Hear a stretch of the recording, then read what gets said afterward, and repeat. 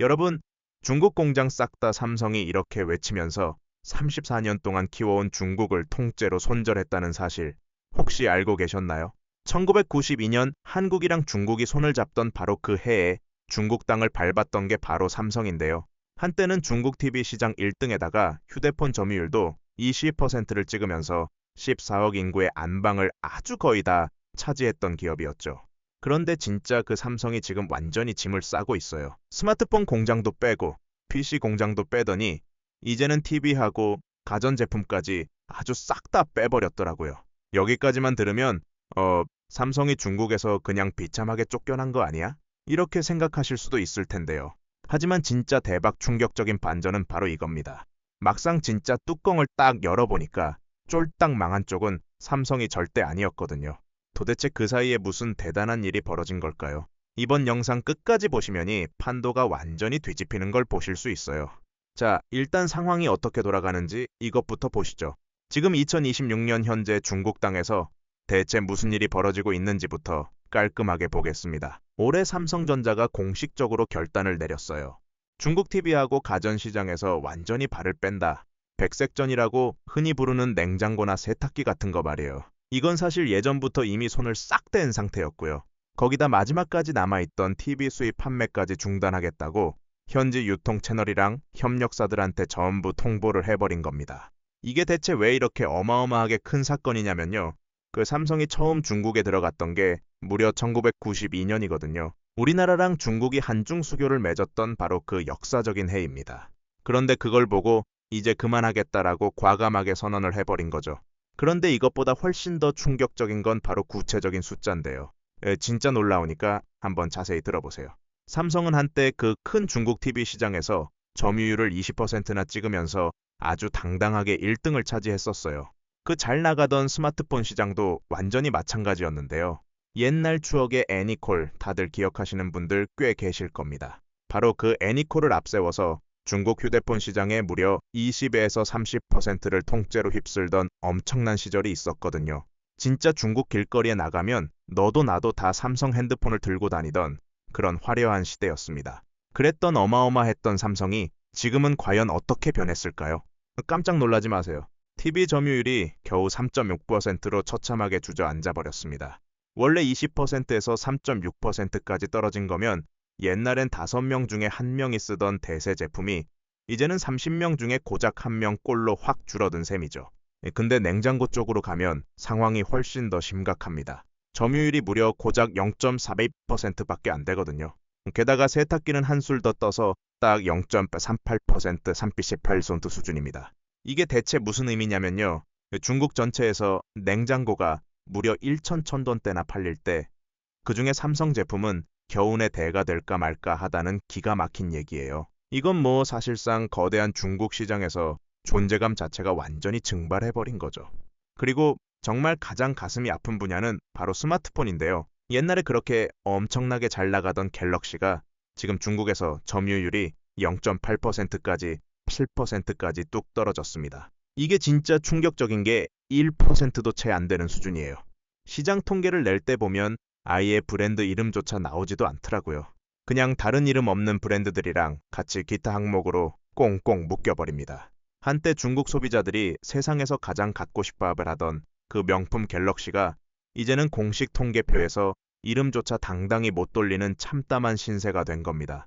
와, 이게 진짜 상상이나 되던 일인가요? 자, 그러니까 지금까지의 전체적인 흐름을 딱 정리해보면 이렇습니다. 삼성이라는 기업이 어느 날 갑자기 홧김에 중국을 훌쩍 떠난 게 절대 아니거든요. 아주 오랜 기간 동안 차근차근 계획적으로 하나씩 빠져나왔던 거예요. 먼저 지난 2018년에 벤진에 든든하게 있던 스마트폰 공장 가동을 딱 멈췄고요. 이어서 2019년에는 광성 후이저후에 마지막까지 남아있던 핵심 휴대폰 공장 문을 완전히 닫아버렸습니다. 그리고 2020년에는 수저우에 위치했던 PC 공장 생산마저 전면 중단하면서 대규모로 구조 조정을 하고 사람을 내보냈어요. 그러고 나서 바로 올해 마침내 남은 TV하고 가전제품 라인까지 싹 정리한 겁니다. 스마트폰부터 시작해서 PC, TV, 그리고 가전제품까지 말이죠. 마치 도미노가 하나씩 툭툭 쓰러지듯이 아주 순서대로 차례차례 빠져나온 셈입니다. 상황이 이렇다 보니까 일하던 사람 숫자도 진짜 어마어마하게 줄어들었는데요. 자, 여기서 나오느니 통계 숫자가 진짜 초집중하셔야 할 포인트입니다. 한창 잘 나갈 때 삼성전자의 중국 현지 임직권 수가 무려 6만 명이 넘게 전성기를 찍었었거든요. 여러분, 6만 명이면요, 우리나라 웬만한 기성 중소도시 전체 인구랑 맞먹는 수준이에요. 그런데 이 엄청나던 숫자가 지금은 고작 1만 명대 수준까지 바닥으로 줄어들었습니다. 그러니까 무려 기존 인력의 70%가 한순간에 싹 사라진 거예요. 자, 그럼 이 차가운 숫자 뒤에 과연 어떤 현실이 숨어 있을까요? 이게 단순히 서류상에 적히는 무미건조한 통계가 절대 아닙니다. 바로 어제까지만 해도 공장 안 같은 식당에서 같이 밥을 먹고 같은 생산 라인에서 땀 흘리며 일하던 정든 동료들이 하나둘씩 눈물로 짐을 싸서 회사를 떠났다는 안타까운 얘기거든요.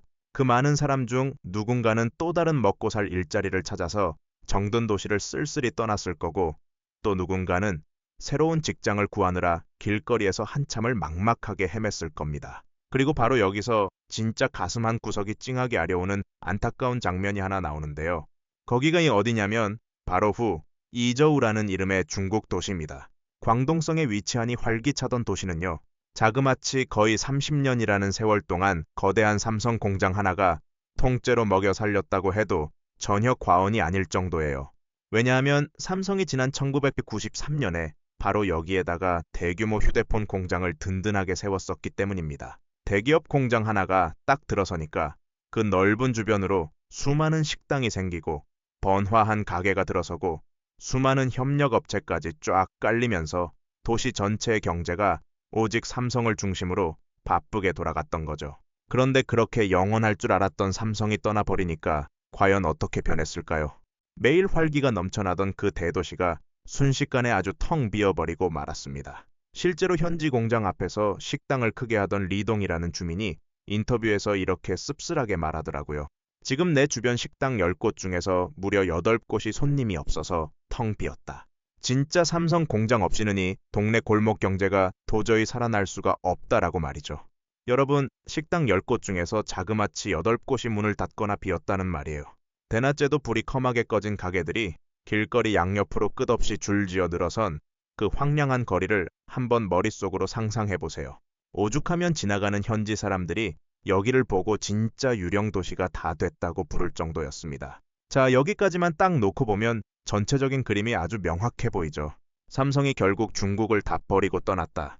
시장 점유율도 비참하게 완전히 박살이 났다. 수만 명에 달하던 현지 직원들도 싹 다 회사를 나갔다. 심지어 공장에 있던 거대한 도시 하나가 통째로 무너져 내렸다. 그러니까 대충 누가 겉만 슬쩍 봐도 삼성이 드디어 거대한 중국 시장에서 처참하게 패배해서 쫓겨났구나 하고 생각하기 딱 쉽잖아요. 그런데요, 여러분, 여기서부터 진짜 대박 반전이 시작됩니다. 제가 아까 영상 초반에 이 모든 전체적인 그림이 완전히 뒤집힌다고 분명히 말씀드렸잖아요. 가만히 뜯어보면 정말 앞뒤가 안 맞는 이상한 점이 딱 하나 발견되거든요. 삼성이 가전 공장을 철수하던 바로 그 똑같은 시기에 중국 땅에다가 오히려 엄청난 돈을 더 공격적으로 쏟아부은 핵심 기지가 딱 한 군데 있었습니다. 거기가 어디냐면 바로 중국 시안에 위치한 첨단 반도체 공장입니다. 일반 가전 제품 라인은 미련 없이 다 빼버리면서 정작 여기 반도체 공장에는 투자 규모를 엄청나게 확 늘렸던 건데요. 와, 이게 도대체 앞뒤가 안 맞는 무슨 기막힌 모순일까요? 그리고 여기서 또 하나 가만히 보면 아주 묘한 상황이 펼쳐지는데요. 삼성이 짐을 싸서 하나둘 빠져나가니까 신이 난 중국 관영 매체들이 아주 난리가 난 겁니다. 매체마다 대대적으로 우리 자랑스러운 중국 토종 브랜드가 드디어 세계의 삼성을 멋지게 추월했다. 삼성을 우리 힘으로 완전히 밀어냈다라면서 아주 엄청나게 축제 분위기로 환호를 질렀거든요. 그리고 실제로도 하이센스나 화웨이, 샤오미 같은 중국 토종 대기업들이 삼성이 철수하면서 비워둔 거대한 안방 자리를 아주 빠르게 쫙 차지하긴 했습니다. 자, 그렇다면 과연 진짜로 삼성이 중국 현지 기업들한테 힘 한 번 못 쓰고 밀려서 비참하게 쫓겨난 걸까요? 아니면 모든 이익을 철저히 계산하고 자기 발로 당당하게 걸어 나온 걸까요? 바로 이 질문의 해답이 오늘 들려드릴 재미있는 이야기의 가장 강력한 핵심 포인트입니다. 도대체 삼성 내부에 무슨 엄청난 사정이 있었길래 그 아까운 34년짜리 시장을 쿨하게 버린 건지, 지금부터 그 베일에 쌓인 진짜 속사정을 아주 낱낱이 파헤쳐 보겠습니다. 시청자분들이 가장 궁금해하실 제일 직접적인 1차 원인부터 정확하게 한번 짚어보겠습니다. 그건 바로 무서운 속도로 치고 올라온 중국 토종 브랜드들의 엄청난 대성장 때문입니다. 이해를 돕기 위해 시간을 예전으로 좀 돌려보겠습니다. 지난 2010년대 초반 시절만 해도요. 수많은 중국인에게 삼성 제품은 그야말로 부진기자 엄청난 동경의 대상 그 자체였거든요. 갤럭시 들고 다니면 좀 잘 나가는 사람 취급받았죠. 그런데 딱 그 짧은 사이에 화웨이나 샤오미, 그리고 오포, 비보 같은 중국 현지 회사들이 아주 무서운 기세로 덩치를 키우며 성장하기 시작한 겁니다. 아시겠지만 시장 초기에는 대놓고 가성비만 따지는 싸구려 짝퉁 제품이라는 비아냥을 엄청나게 들었었거든요. 근데 이 친구들이 가격은 절반인데 성능은 비슷하게 나중엔 더 좋게 만들기 시작한 거예요. 철상가상으로 여기에 진짜 결정적인 초대형 변수가 하나 더 강력하게 붙어버립니다. 바로 애굽 소비예요. 중국 사람들 사이에서 우리 건 우리가 쓰자 이런 분위기가 확 퍼진 겁니다. 같은 값이면 외국 브랜드 말고 우리 중국 이 브랜드 사주자. 게다가 중국 정부가 자국 기업들한테 보조금을 팍팍 밀어줬어요. 가격 경쟁이 될 수가 없는 구조였던 거죠. 결국 삼성 입장에서는 겉으로는 시장 실력으로도 밀리고 안으로는 애굽 소비 분위기에도 치이고 결정적으로 정부 지원이라는 거대한 보이지 않는 손택까지 완전히 사방으로 밀려버린 셈입니다. 그런데 진짜 엎친데 덮친 격으로 여기서 정말 치명적이고 커다란 사건이 하나 쾅 터지게 됩니다. 바로 다들 아시는 바로 그 악명 높은 사드 사태 사건인데요. 지난 2016년에 우리 한국 정부가 사드라는 군사미사일 방어 시스템을 전격 배치하기로 결정하니까 중국 정부가 엄청나게 분노하며 발끈하고 나섰죠. 그러면서 뒤이어 한국 문화와 제품을 전면 통제하는 무시무시한 한령이라는 보복 조치를 내려버렸습니다. 이걸 쉽게 딱 풀어서 말하면 이제부터 한국 물건 절대 쓰지도 말고 한국으로 관광여행도 절대 가지마. 이런 서술퍼런 반한 분위기를 국가정부가 직접 앞장서서 대대적으로 조성한 거예요. 와, 이게 당시 잘 나가던 삼성한테 대체 얼마나 어마어마하게 큰 치명타였을까요? 안 그래도 기술력이 올라온 중국 현지 브랜드들한테 턱밑까지 바짝 밀리고 있던 판국인데 거기다가 대놓고 한국 기업 제품을 전면 보이콧하자라는 격렬한 반항 감정의 불씨까지 활활 붙어버린 겁니다. 그러니까 하루아침에 든든하던 중국 소비자들이 일제히 차갑게 등을 돌려버리기 시작하더라고요. 매장에는 사람이 안 오고 팔리던 제품이 안 팔리고 국가 간의 복잡한 정치적인 갈등이 아무 죄 없는 삼성이라는 기업의 매출 장부에다가 곧바로 무시무시한 직격탄을 사정없이 날려버린 겁니다.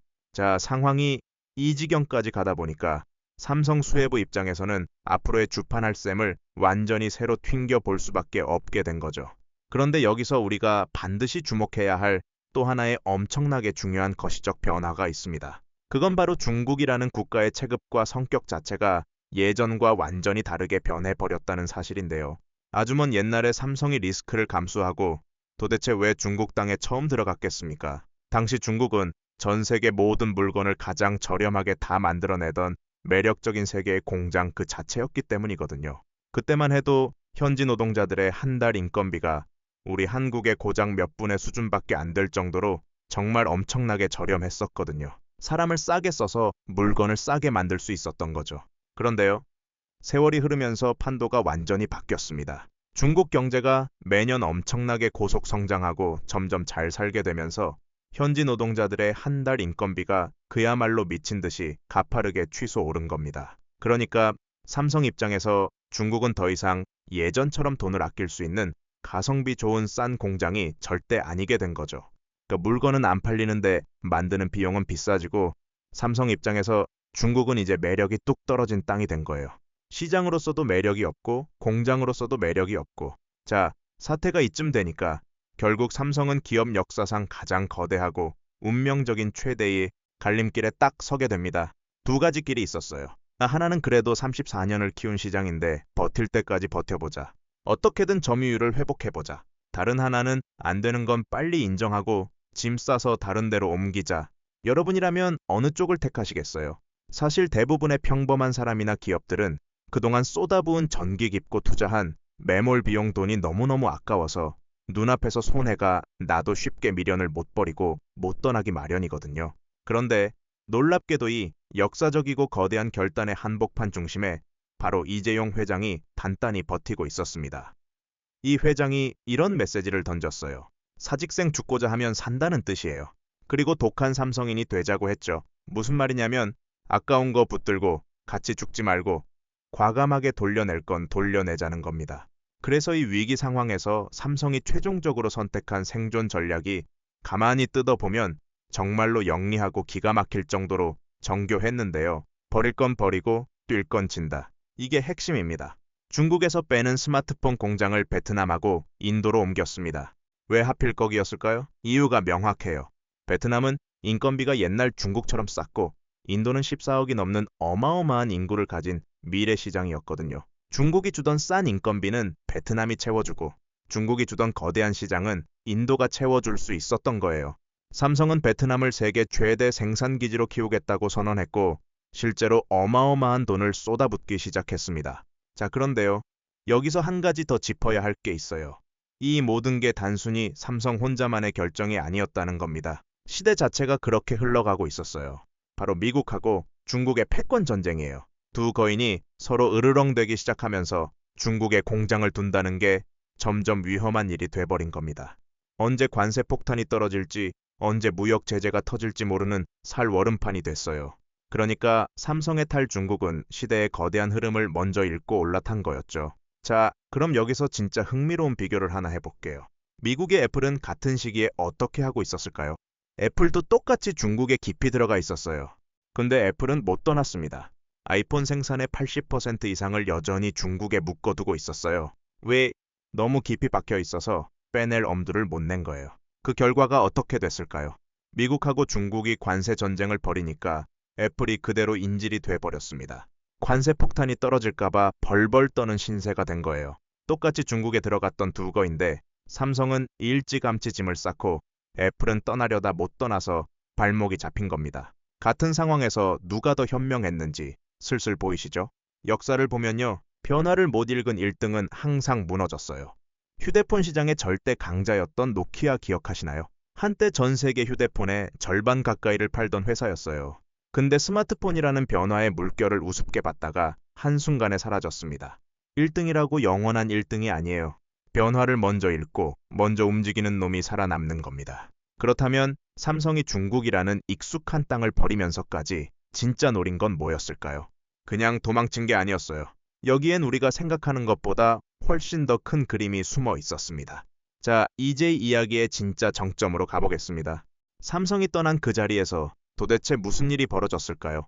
먼저 중국 쪽을 보죠. 아까 후이저우 얘기를 했잖아요. 근데 그 충격이 후이저우 하나로 끝난 게 아니었어요. 그 여파가 100km나 떨어진 둔관이라는 도시까지 덮쳤습니다. 그 둔관에는 삼성 공장에 부품을 납품하던 협력 업체들이 잔뜩 있었거든요.